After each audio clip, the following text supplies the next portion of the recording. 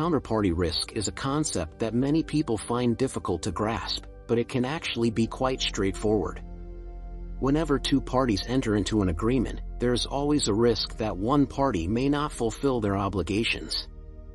This is known as counterparty risk. However, with tangible assets like gold, there is no counterparty risk because you physically own it and there is no contractual agreement involved. Gold also has a broad base of buyers, making it a more secure investment compared to other assets that rely on counterparties. For instance, currencies are subject to counterparty risk as they are dependent on the government's faith and creditworthiness. What do you think about the recent events involving FTX and the cryptocurrency market? The situation seems to be an ongoing crisis, with a chain reaction of negative effects. This is in stark contrast to gold, which is physically held and has no such risks. As evidenced by recent central bank purchases of gold, it remains a reliable asset. Ultimately, gold held at home is a safe investment due to its tangible nature, which protects against political risks. Although gold is a tangible and real asset, once it's out of the system, it becomes invisible to central banks.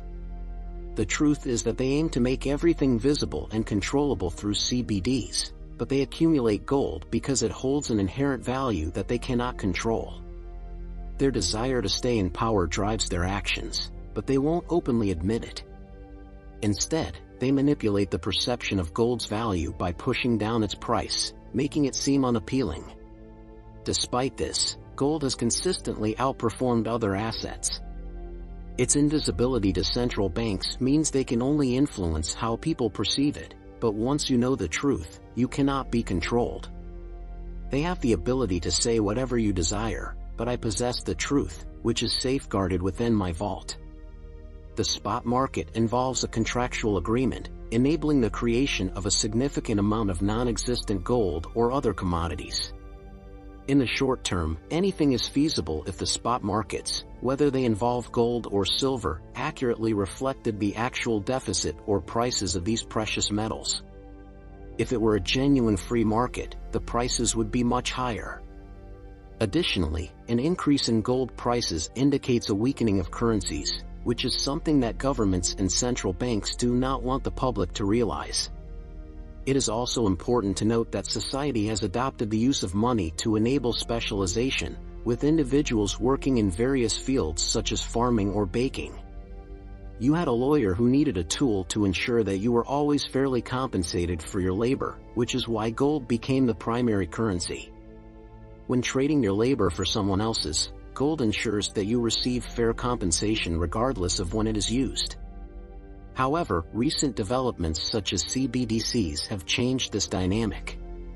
In fact, when preparing for an event and examining the functions of gold at the Treasury, you discovered that the short-term store value had been removed because government money, such as the dollar, tends to lose value over time due to inflation, making it difficult to maintain the value of your work.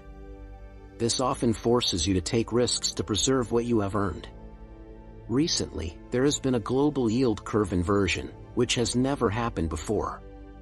This suggests that something significant is on the horizon, as evidenced by warnings about market drops, corporate earnings, inflation, and other potential calamities. Despite this, gold has proven to be a key component of dynastic wealth that lasts for at least 300 years, and 2023 promises to be a year of enormous change, although it is unclear whether this change will be positive or negative. It's possible that cryptocurrencies, including CBDCs, are on the horizon, but there are questions about their purpose and longevity. Could all these different cryptocurrencies be a means to familiarize people with the idea of CBDCs? Perhaps it's not intended to be a long-term solution, but rather a temporary one that people would reject if introduced by the government. However, if a private entity were to introduce it, there may be more interest and attention, regardless of whether it's received positively or negatively. There's a lot of attention and interest on cryptocurrencies, with a significant portion of the US population having bought or sold them even more than gold. While I can't speak for Australia, recent reports suggest that cryptocurrencies have gained adoption. However, there are also reports from organizations like the IMF and BIS that seem to be promoting government central bank cryptocurrencies over private ones. Ultimately, whether it's fiat money or cryptocurrencies, they are both intangible and have their own advantages and drawbacks. While one area has found utility in a singular product, gold's versatility has made it a ubiquitous component across all sectors of the global economy.